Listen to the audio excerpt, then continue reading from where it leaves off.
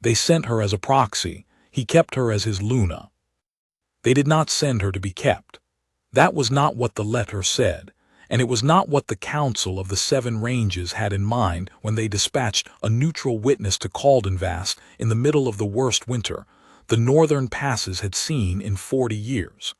They sent her to sign her name at the bottom of a document, to press her house seal into warm wax and stand as impartial record keeper for an arrangement that had been negotiated by other people in a warmer room, in a city she had never visited, on behalf of a pack she did not belong to. She was the closing line of an agreement that had nothing to do with her. I remember the hour she arrived. I had been standing at the window of the outer counting room for the better part of the morning, watching the road from the eastern pass, not with any particular feeling. The road was there, and I was awake, and looking at the gray line of it disappearing into the white gave my eyes something to do while my second read me the dispatch from the Seven Ranges. I was barely listening. I had been told twice by a seneschal who repeated himself when he was anxious, and Fenrath was very anxious about this, that the original bride candidate, the young alpha daughter from the Vithrin pack, had turned back 3 miles before the pass. Her reason was a sprained ankle. Her real reason, everyone understood, was that she had decided she would not marry the Alpha King of Caldenvast under any circumstances, and a sprained ankle was a cleaner exit than telling him so. My counsel was embarrassed. I was not. I had been told for the better part of 2 years that I needed a Luna, that Caldenvast needed a proper bond at its center, that 7 years without one was beginning to show in the mood of the pack. I had listened to that counsel the way one listens to weather, aware of it, not moved by it. I was not opposed to a fated mate. I had simply not found her, and I was not willing to manufacture a feeling from paper and a pack alliance. The Vithrin girl was a sensible choice on a ledger. She was not mine, and she would not become mine by arriving at my gate. But the alliance treaty still needed its witness. The Seven Ranges terms required a neutral signatory, someone outside both packs, representing the Council's interest in the Northern Territories. They had sent the treaty scribe, the one who had written half the document's language herself, in small, precise characters that Fenrath had described to me as unusual. When he first read the draft, meaning that she had closed 3 loopholes the Vithrin legal team had left open, quietly, and without drawing attention to the fact that she had done so. That was the woman they sent. She arrived on a single-horse cart, which was not what we had prepared for. Fenrath had arranged a full escort and a welcome party at the outer gate. What pulled through that gate instead was a working cart loaded with a flat trunk, a document case strapped to the bench beside her, and a canvas cover over the back that had been torn at one corner and mended with a different color of thread. She climbed down before anyone reached her and stood in the yard with snow on her cloak, looking at the keep's north face the way a person looks at a building they are going to be inside for a long time. I watched from the window. She was small and still, which was not what I expected, though I could not have told you what I expected. A treaty scribe for the Seven Ranges was not a rank I had an image of. She wore a plain gray wool cloak, working boots, and the house badge of the council on her collar, the only formal thing about her. Her hair was dark and wind-pulled from the journey. She did not fix it. She looked up at the tower and then turned to speak to the groom who had come to take her horse, and whatever she said made him laugh. My wolf moved. Not much. Not the ignition I had heard described in the old texts, the thing that supposedly knocked alphas flat with its certainty. Mine moved the way a compass needle moves when it finds north, a small, precise correction after a long time pointing at nothing. I noticed it and said nothing. Her name, I learned from Fenrath's flustered introduction at the hall door, was Sevet. She served the Council of the Seven Ranges as their primary treaty scribe and border accord witness. She had been 2 weeks on the road from the lowland archive where she kept her post, had been dispatched the same morning the Vithrin girl sprained her ankle, and had covered ground faster than anyone thought possible, which she attributed to a reliable horse and an early start each day. She said all of this in a conversational way that suggested she was not performing humility. She was simply not interested in making the road sound heroic. Fenrath was trying to explain about the treaty and the missing Vithrin candidate, and the role the council now required her to fill. She listened with her hands folded over the document case and her eyes on his face. "I understand the situation," she said when he had finished. "The terms still hold. My role was always witness and record keeper. If the council's proxy is required to stand in a different position on the day, I'm willing to do that." She said it the way a person agrees to stand on the other side of a table, not with reluctance, not with excitement, with the calm practicality of someone who has arranged complicated things in uncomfortable rooms for a long time. Fenrath looked at me. I was standing near the back of the hall, where I had come down from the counting room when I heard she had arrived. I had told myself I had other business in the hall. "My lord," Fenrath said, in his careful voice, "the Vithrin alliance requires a Luna bond or an equivalent witnessed commitment. The council's scribe has indicated she can serve as proxy signatory, but the bond itself—" "The bond will determine itself," I said. "Show her to her rooms, let her rest. She has been on the road for 2 weeks.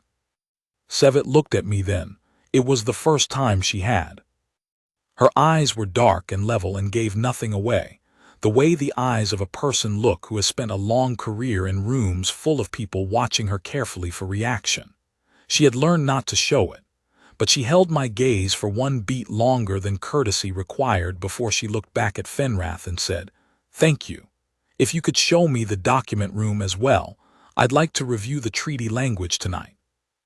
She asked about the document room before she asked about supper. I noted that. The keep at Caldenvast is high altitude, sealed in on 3 sides by mountain rock, open only to the eastern pass. In deep winter, the pass closes for weeks at a time, and there is a particular quality to the silence that follows, not the silence of emptiness but of containment, the kind you hear in places that have sealed themselves against something too large to fight. My pack had lived inside that containment for generations. We were not a warm people.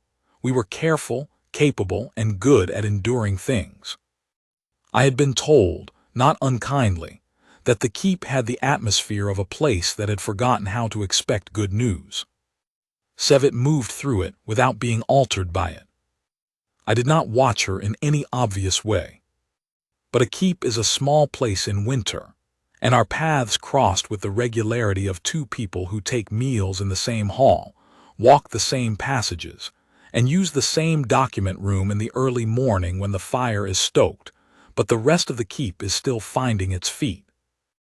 I noticed that she was up before the hall staff each day, that she went to the document room with the focus of someone who had a project and not merely a task, and that she invariably stopped on the way back to stand at the slit window on the east passage and look at the mountains for a few minutes before she went anywhere else. I asked her about it on the 4th morning. I had not planned to.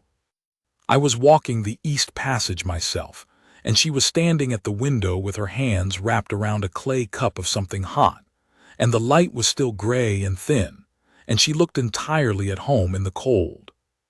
"The window," I said. "You stop there every morning."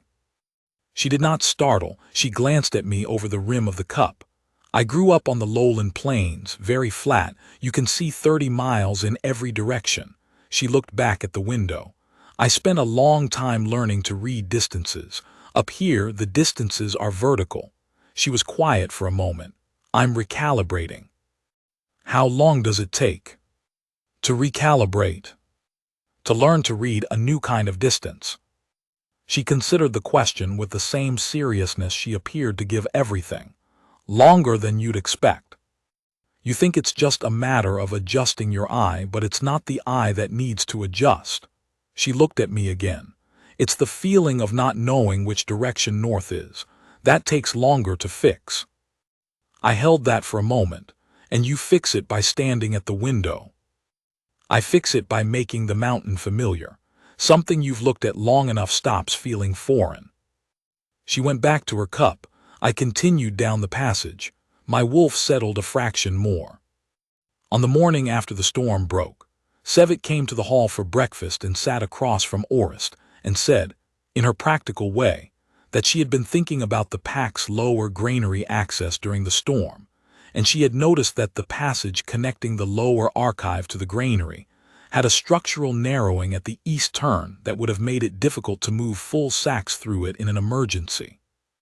Orist looked at her. "It's been like that for 20 years, he said. "We work around it." "Working around it adds about 4 minutes to every emergency passage," she said. "If it's a structural constraint that can't be changed, that's one thing. If it's just that no one has addressed it, it's worth addressing before the next storm." She looked at him mildly. "I was moving stores for Torvith when the worst of it hit. That's when I noticed." Orist put his cup down slowly. "Torvith had you moving stores." I offered. He needed someone who knew the layout of the lower archive, and I had been in it for 3 weeks. She spread butter on her bread.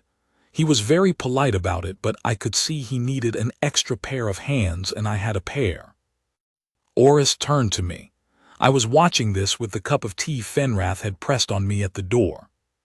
"She moved stores during the worst storm in 40 years, Orist said, in a tone of voice that was not quite disbelief. "I heard." "And she noticed the passage narrowing." "Yes." He turned back to Sevit. "Have you told Fenrath about the passage?" "Not yet." I wasn't sure whose responsibility it fell under, construction or provisioning. "Construction," I said. "I'll speak to the stonemason this week." I looked at her. "And thank you for the help with the stores." She made the small gesture of a person dismissing thanks for something practical. It needed doing. Orist, when she had gone to the document room after breakfast, sat very still for a moment and then said to me, conversationally, "I was wrong before, my lord." "Were you?"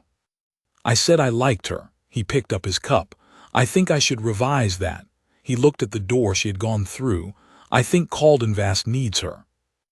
I did not say anything. He was not wrong. The treaty situation was, in practical terms, a legal untidiness that my council was handling with the slow care of people diffusing something fragile. The Vithran Pack still wanted the alliance. The terms were sound. The loss of their daughter as a candidate was embarrassing to them, and the communication that reached us 12 days after Sevit arrived made it clear that they would accept a witnessed commitment from Caldenvast, a formal acknowledgement that the Alpha King was prepared to recognize a bond if one arose in place of the full Luna pairing, for a period of 2 seasons. After that, the alliance required something more permanent or it lapsed. My council presented this to me as a problem. They were not wrong to frame it that way. A 2-season window was a political instrument, not a personal one, and the Vithran Pack had not sent it out of generosity. They had sent it because they still wanted the Eastern Alliance, and they were calculating that 2 seasons of proximity would either produce the result they needed or would not, and in either case, they would know where they stood. My council was anxious because anxious was their resting state in the face of an open question, and this was a very open question. I understood their anxiety. I did not share it, which they found unnerving. There was a morning near the end of that second week when I came to the document room earlier than usual. Something in the night had unsettled my sleep. Not a bad dream, simply the particular alertness that comes to an alpha in a sealed space when the pressure changes before a storm, and found Sevit already there, which was itself not unusual. What was unusual was that she was sitting with her hands flat on the table and nothing in front of her, which I had not seen before. She was always working, always had something in hand or in view. She heard me and looked up. She did not look embarrassed, because she was not the kind of person who found herself in the wrong by existing in a room. But she looked as though she had been thinking something private, and had not expected to be found in the middle of it. "Sit down," she said after a moment. I sat down across from her. The fire had been going for a while. She had been here longer than I thought. "What were you thinking about?" I said. "Whether I'm staying," she said. A pause, careful. "Is that a question you're close to answering?" I said. "I'm in the process of answering it." She looked at her hands. "I've been in a lot of places. I'm good at being useful and then leaving. I don't have roots, I suppose is the word. I move through other people's halls. I make them work better. I go." She was quiet. "I've been here 6 weeks and I haven't started thinking about going." I let the silence sit. "That's the first time," she said, "in 11 years. "What does it mean to you?" I said carefully. She looked up. "It means something is different." She looked at me steadily. "I'm trying to determine whether what's different is the place or," she paused, "or what's in it." I held her gaze, and "I think it's what's in it," she said, "which is a larger thing to account for." "Yes," I said, "it is." We sat there with that between us, neither of us looking away. The fire moved. Outside, the pre-storm pressure was building in the mountain.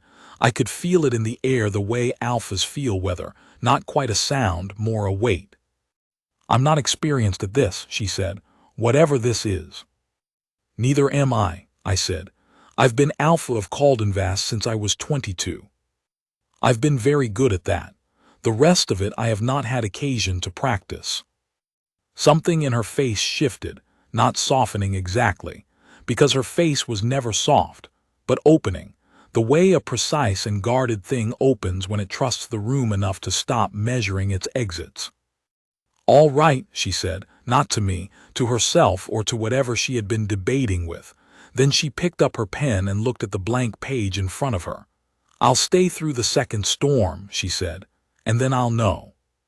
She knew before the second storm was over. I think she knew before it began. But she was a person who required time to receive information she had gathered herself, and I would not have rushed her for anything. I received it as a fact. 2 seasons was enough time for a bond to make itself known. I had lived 38 years without a fated mate, and I was not in the habit of pretending.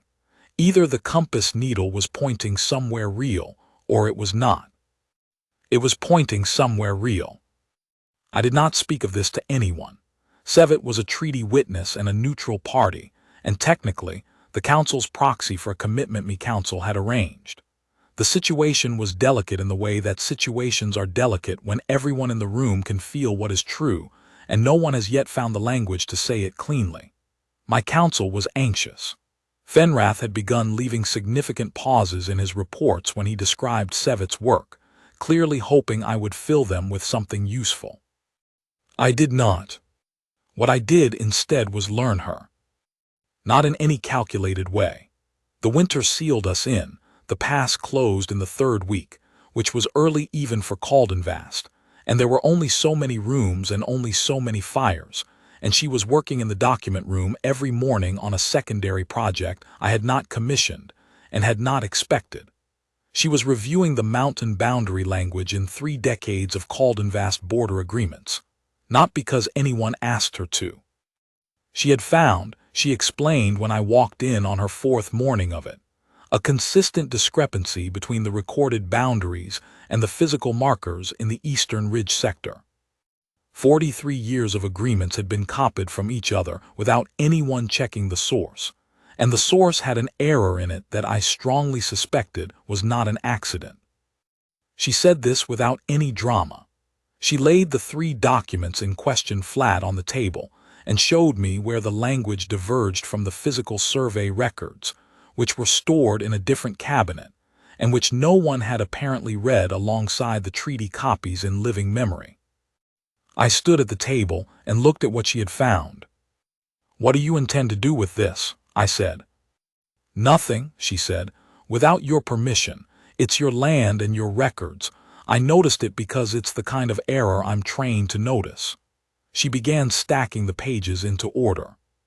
"If you want me to write a formal notation of the discrepancy, I can do that. If you prefer to handle it through your own people, I'll say nothing of it to the council." "Why would you say nothing to the council?" She looked up. "Because you're not in dispute with anyone at the moment. A discrepancy that doesn't currently damage you is yours to correct at your own pace. It's not my business to create a problem for Caldenvast when you've shown me nothing but courtesy.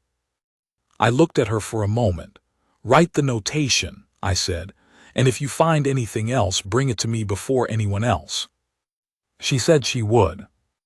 We had supper together most evenings by the middle of the second week. This was not something I had arranged. The hall was warm and the rest of it was cold, and the pack's evening meal was a communal affair that had a natural center of gravity near the main fire. Sevet found a spot there, the way water finds the lowest point, not by seeking it, simply by settling where it made sense. My second, Orest, was a sociable man who had been half-starved for new conversation since the pass closed, and he appointed himself her table companion on the third evening, and the habit simply continued after that. I sat near them because that was where the fire was. I listened to her talk to Orest about the Eastern Archive, about the mechanics of treaty language, about a border negotiation she had witnessed 7 years ago that had nearly collapsed over a single misplaced preposition. She had a precise way of describing things. She found the right word for each element and used it without flourish, the way a well-made tool is used. There was no excess, but there was warmth in it, a dry amusement with the world that surfaced in small asides and the occasional quiet observation that made Orest laugh suddenly and my second's mate cover her mouth. My wolf was not still during these evenings. It was attending. That is the only word for it, the way a long-trained hunter attends to a sound that is not alarming but is not to be ignored. On the 9th evening, everyone else had gone to bed and the fire was burning low, and I was still sitting there because I had not moved, and she was still sitting there because she had a document in her lap that she was reading by the last of the light. I became aware that we were alone in the hall, and I did not say anything, and neither did she. After a while she said, without looking up, "Your seneschal believes I should have an opinion about the alliance terms by now." "Fenrath has opinions about what everyone should have opinions about," I said. "He's not wrong that the 2-season window is not indefinite." "No. Is that something you think about?" I looked at the fire. "I think about it the way I think about the pass reopening. It will happen when it happens, and in the meantime there is the winter." She was quiet. I glanced at her. She had set the document on her knee, and she was looking at the far wall the way she looked at the mountain window, the attending look, the one that meant she was processing something carefully before she spoke. "I am not a pack wolf," she said finally. "I've served the council for 11 years and I've been in more pack halls than I can count, but I've never belonged to one.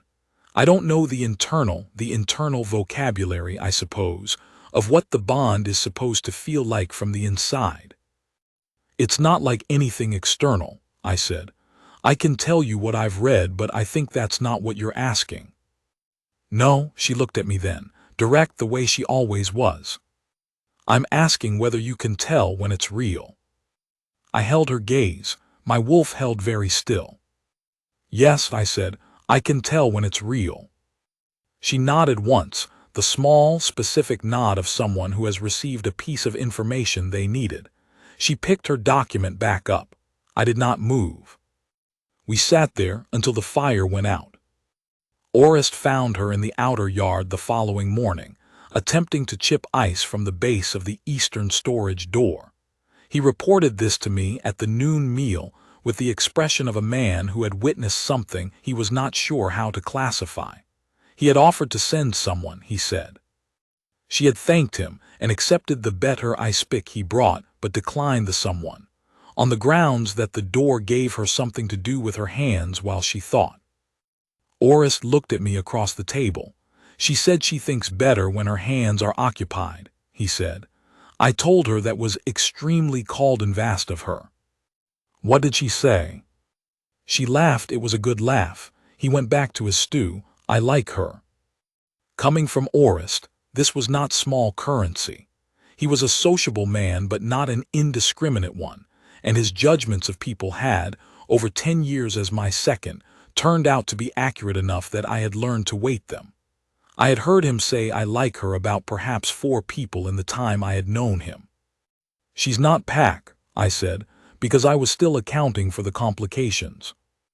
"No," he said, "she's better than Pac. She doesn't need to be here. She chose to stay and work." He gestured with his spoon toward the general direction of the archive. "She found something wrong in our Eastern records that we'd been carrying for 60 years. She didn't have to look for it. She looked because she was curious." He set the spoon down. "That's not a visitor. That's someone who thinks the place is worth understanding." I looked at my cup. "Orist," I said. "I'm not saying anything, my lord." "You're saying quite a lot." "I'm saying I like her." He picked up his spoon again. "The rest is your business."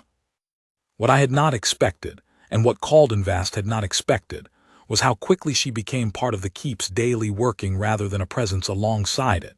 She did not push her way in. She did not offer herself as necessary. She simply had a way of noticing what wanted doing and doing it, not because she was eager to please, but because she was the kind of person for whom a loose board, an unanswered question, or a document filed in the wrong order was an invitation. Fenrath, who had been braced for the presence of an outsider through the winter, with the determined politeness of a man prepared to be professionally courteous, came to me in the 4th week and said, with the look of someone confessing something against his better judgment, that he had let her reorganize the treaty cabinet. "She found 40 years of agreements shelved by date rather than by territory," he said, "which means you would need to know when a treaty was signed to find it, rather than what it was about. She cross-referenced them and built a territory index." He paused. "It took her 3 days. I would have needed 3 months. And I said, "And I've been looking for the Calwick water access agreement for 6 years, he said. "It was in the 3rd stack." "She found it in an afternoon," he straightened. "She has a very tidy mind." In another man's mouth, this might have sounded like a mild compliment. In Fenrath's, it was the highest possible praise. He returned to his work with the briskness of a man who had said what he came to say. I went to the document room that evening and looked at the new order of the treaty cabinet, the careful territorial index she had inked in small, precise characters on a cream card and affixed to the door. Her hand in it was evident everywhere, organized, clear, no wasted effort. The kind of order that makes a place easier for the people inside it to do their work. She was still at the main table when I came in, reading by the candle. "Fenrath found his Calwick agreement," I said. She looked up. "I know." He thanked me 4 times. I think he was also trying to apologize for not having found it himself, but he was doing it very indirectly. "That's how Fenrath apologizes." I gathered. She put her pen down. "I hope I didn't overstep. I should have asked before I rearranged the cabinet." "You should not have," I said. "It was right, and I'm glad it's done." I looked at the index card. "How long has the water access dispute with Calwick been ongoing?" 11 years, by the dates on the communications I found. She tilted her head slightly. "Easily resolved, I think. The original terms allow for seasonal adjustment of the lower tributary intake, which is what Calwick has been asking for. The letter they sent 6 years ago had the legal language almost right. Someone told them their claim was invalid because they had the wrong treaty article cited." She was quiet for a moment. "They cited the boundary article. They should have cited the resource management article. It's the same treaty." She looked at me.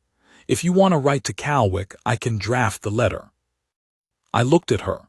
She had found and corrected a decade-old administrative error in a week. As a byproduct of reorganizing a cabinet she had rearranged as a personal project.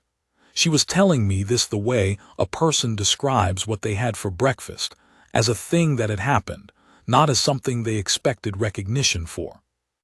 "Write the letter," I said. She picked her pen back up.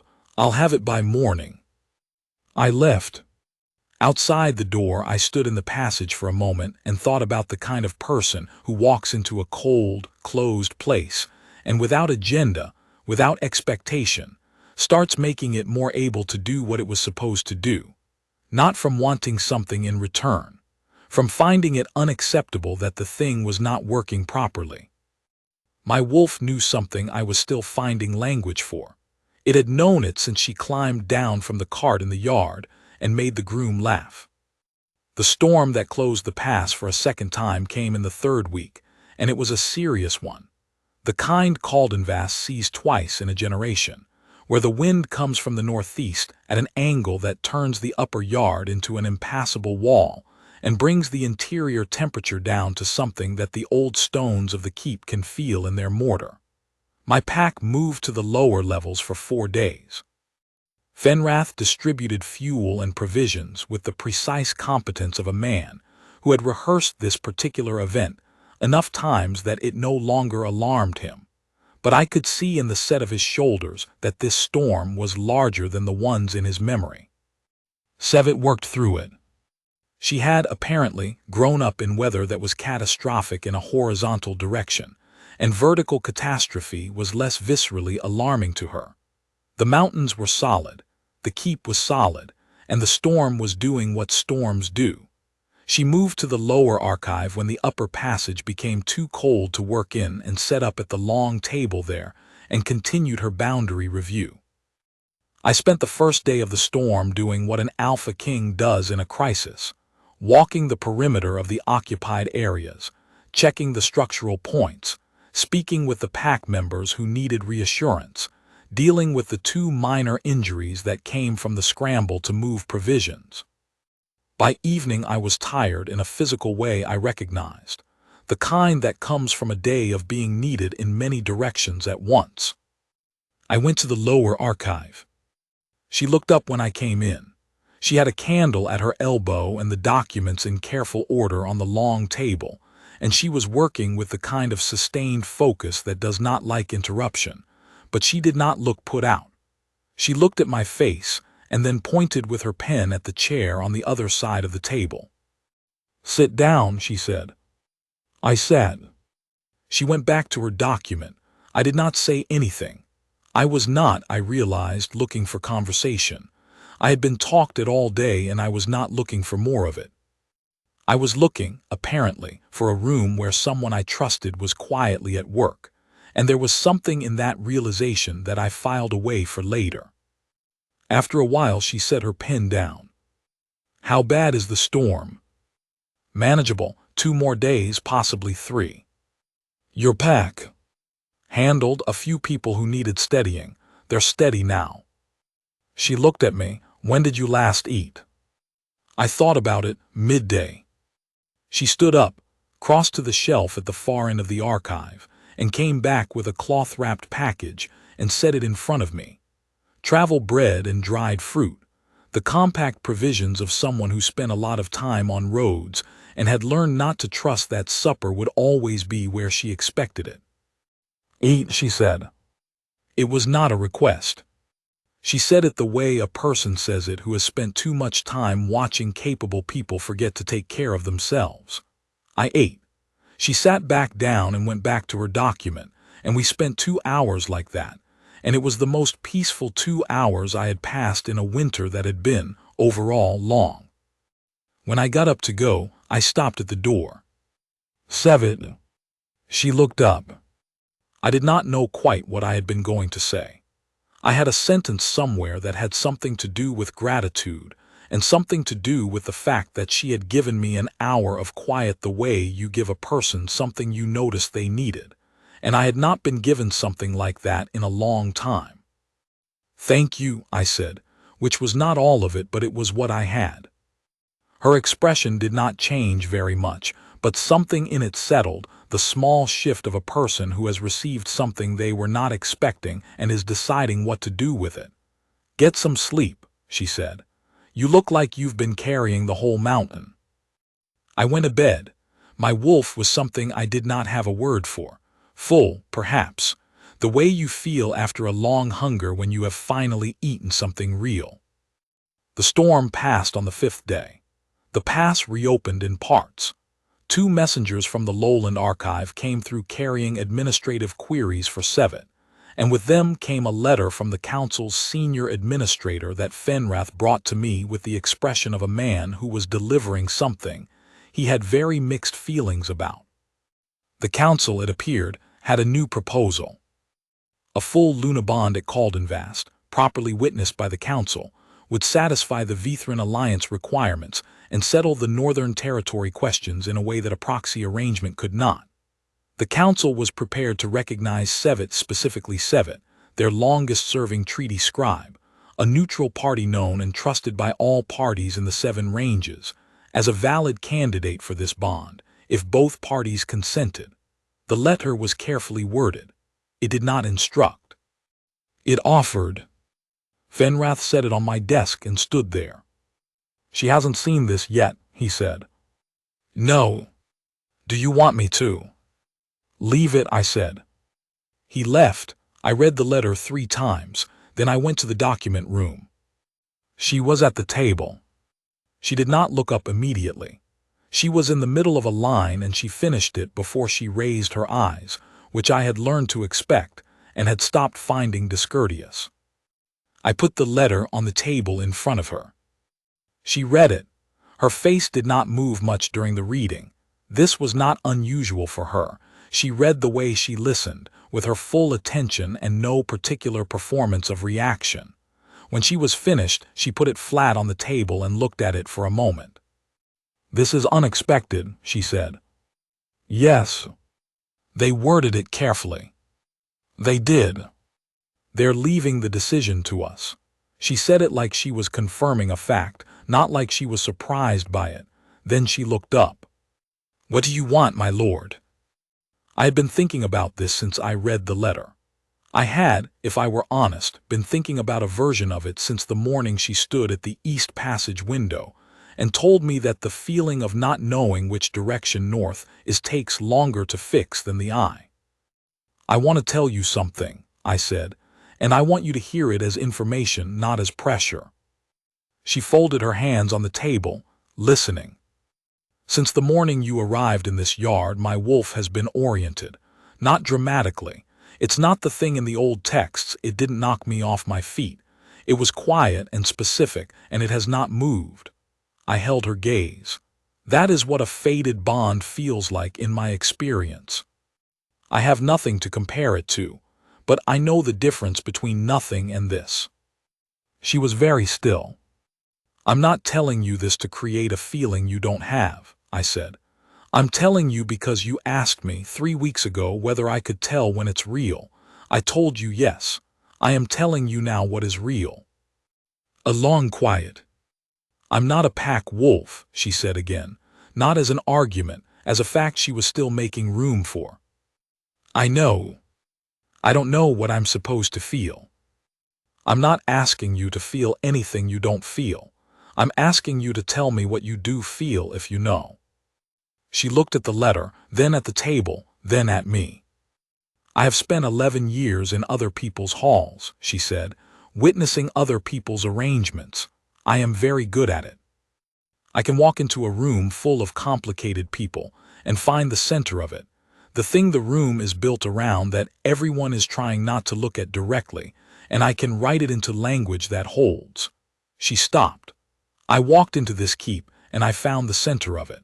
I have been looking at it sideways for 4 weeks because looking at it directly felt like it was not my place to do that." I waited.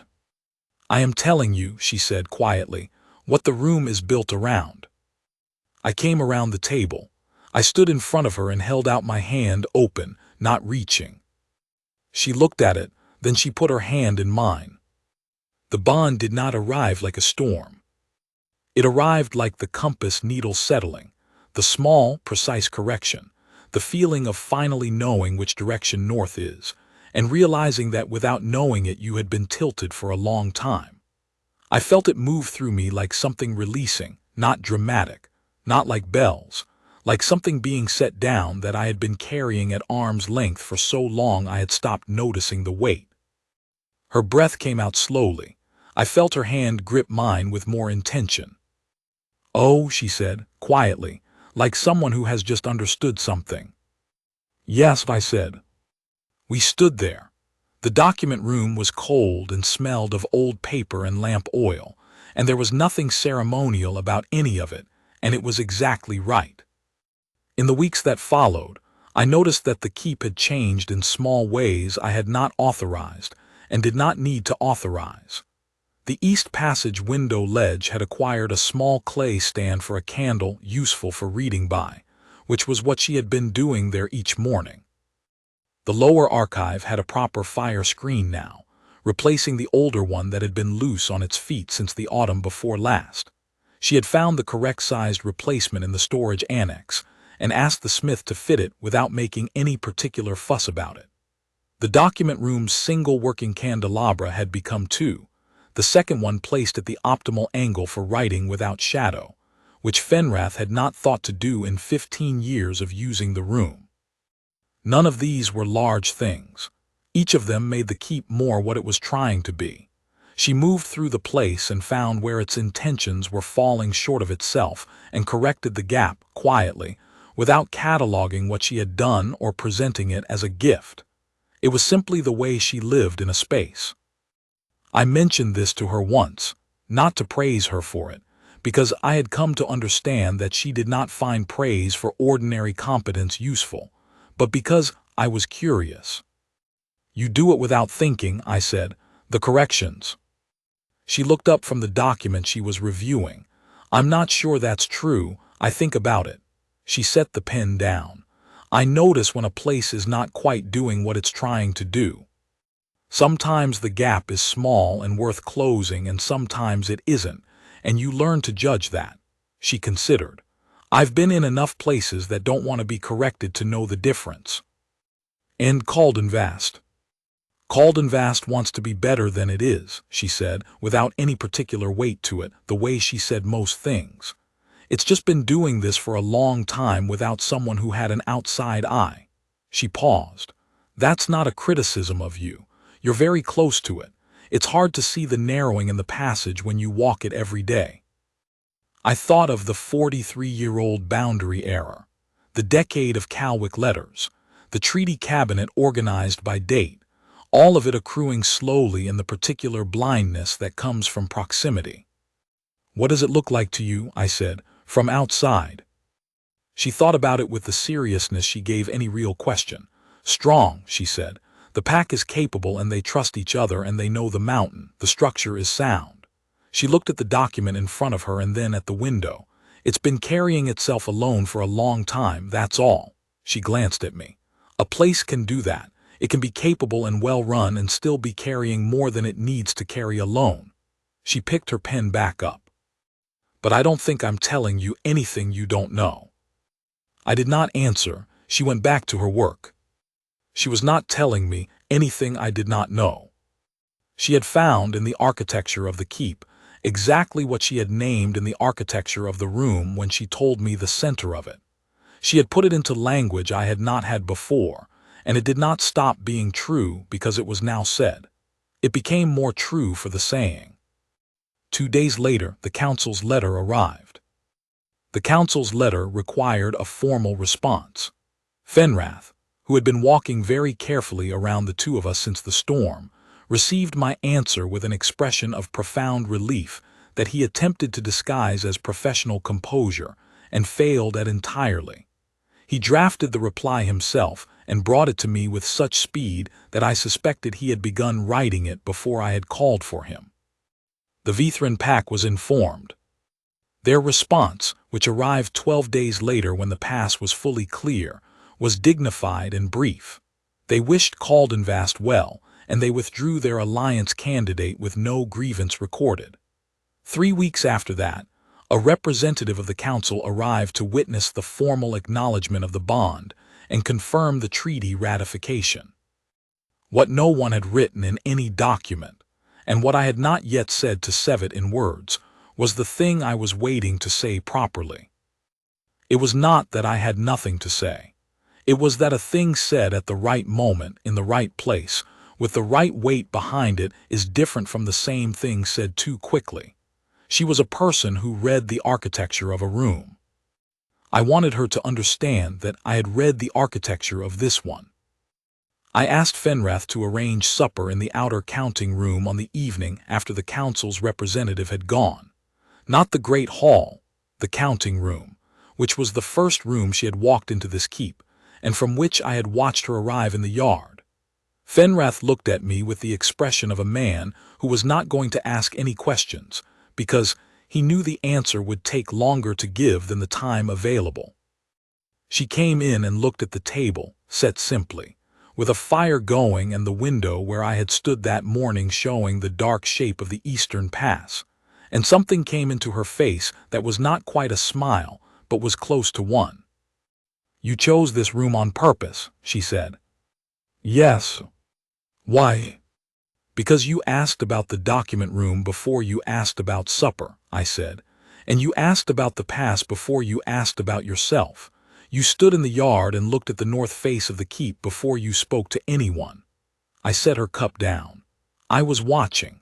I have been watching since the beginning because you are worth watching, and I want you to know that I saw it." She held the cup and looked at me.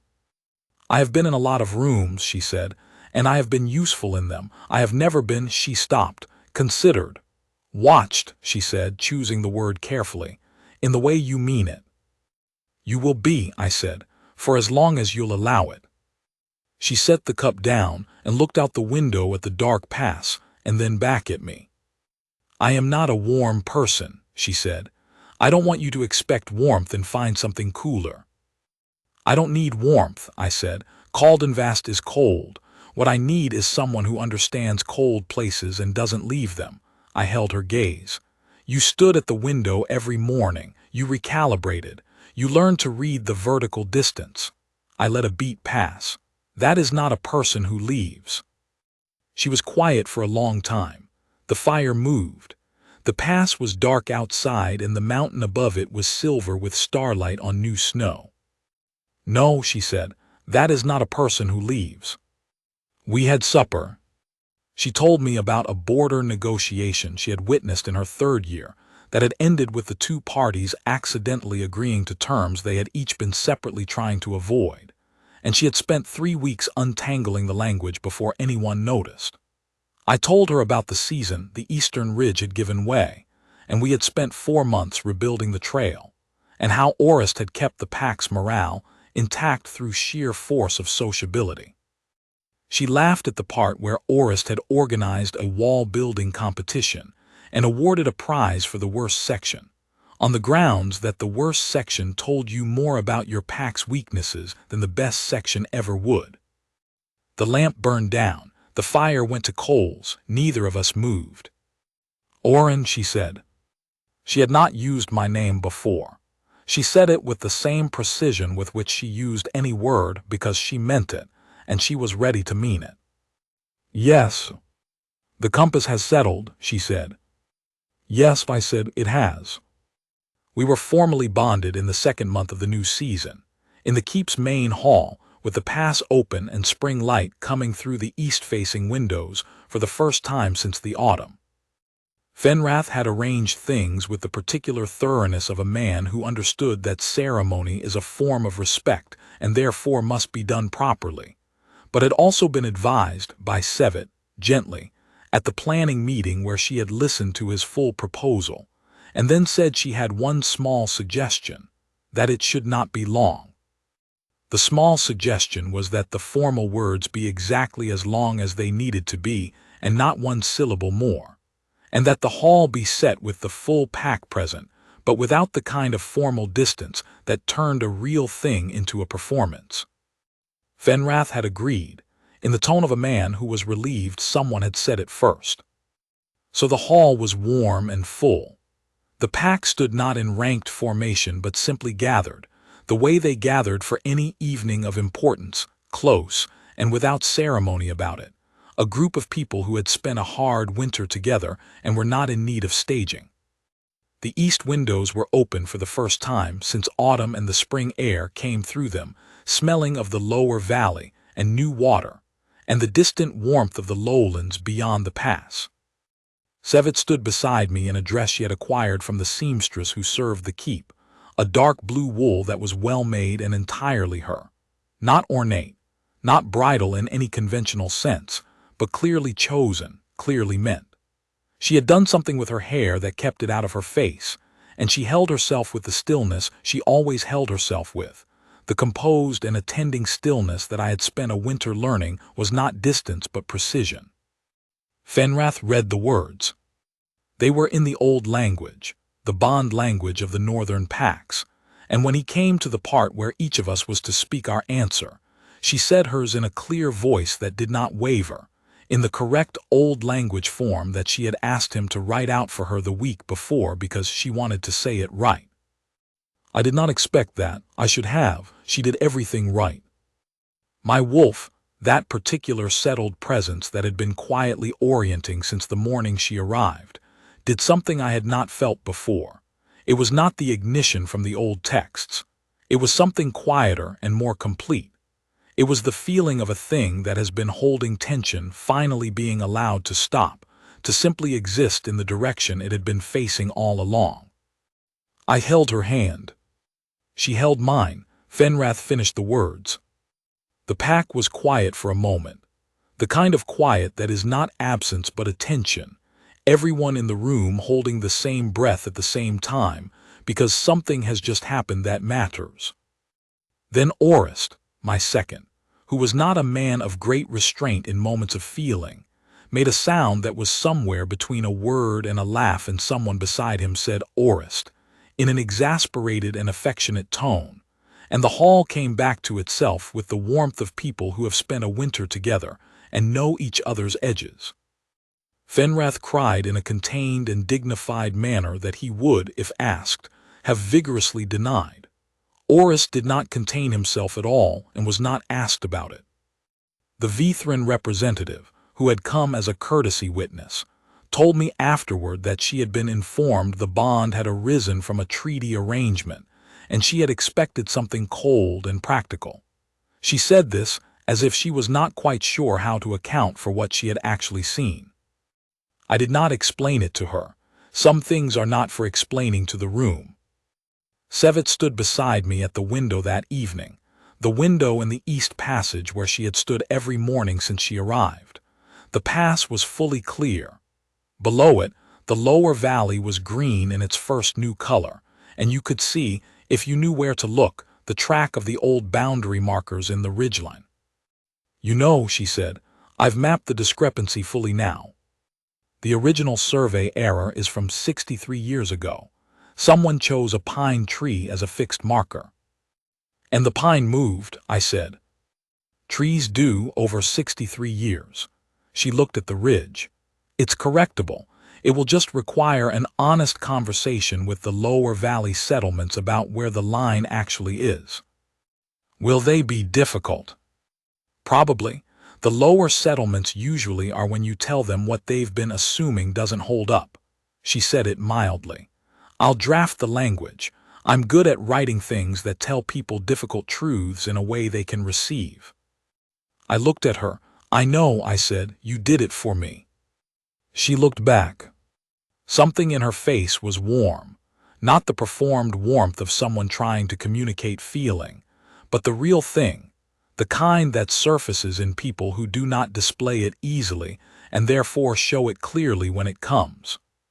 You made it easy, she said. You told me what was real. We stood at the window and looked at the pass and the valley and the ridge where a tree had moved over 63 years and changed everything downstream without anyone noticing. The mountain was the same mountain it had always been. The distance was vertical. I had learned to read it.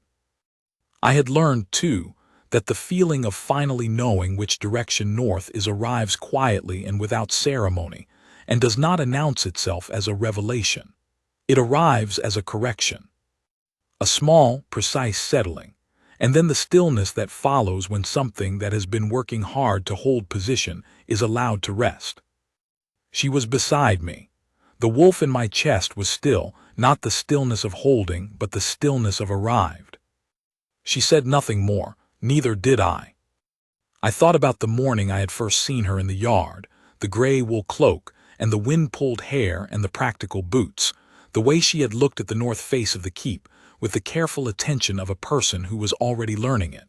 I had told myself I had business in the hall. I had walked down 4 levels of staircase to be at that door when she arrived. My wolf had known what I was doing even if I had not. She had been sent as a proxy, a neutral party, a convenient instrument of an arrangement that other people had made in a warmer city. She had arrived with a document case strapped to the bench of a working cart, and she had asked about the document room before she asked about supper, and she had mended a 60-year record error, and drafted the letter that ended a decade's water dispute with Calwick and moved stores through a storm, and found the narrowing in the granary passage, and reorganized the treaty cabinet into something that would still be useful 100 years from now. And she had done all of it without asking for anything except the right to work and the occasional permission to speak plainly. She had come to sign her name at the bottom of a document.